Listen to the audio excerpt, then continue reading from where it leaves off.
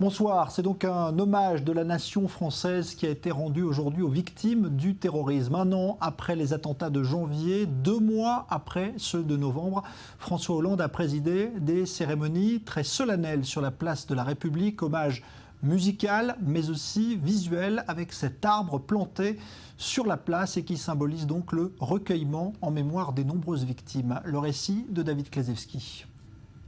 Un arbre du souvenir planté place de la République. Haut d'une dizaine de mètres, un chêne qui symbolise la force et l'espoir. Érigé en présence de la maire de Paris, Anne Hidalgo. Des hommages qui ont débuté ce matin. Ce dimanche de janvier. Le chanteur Johnny Hallyday entonne un dimanche de janvier, place de la République, face aux officiels, aux proches des victimes et devant plusieurs centaines d'anonymes. En sortant de la voiture présidentielle, François Hollande rejoint le Premier ministre, Manuel Valls, et la maire de Paris. Ensemble, ils dévoilent une plaque à la mémoire des victimes. Janvier et novembre. Les autorités rendent hommage aux Français tombés sous les balles des terroristes en 2015. Dépôt d'une gerbe de fleurs, lecture d'un texte écrit par Victor Hugo. Puis le chœur de l'armée française reprend les notes de Jacques Brel.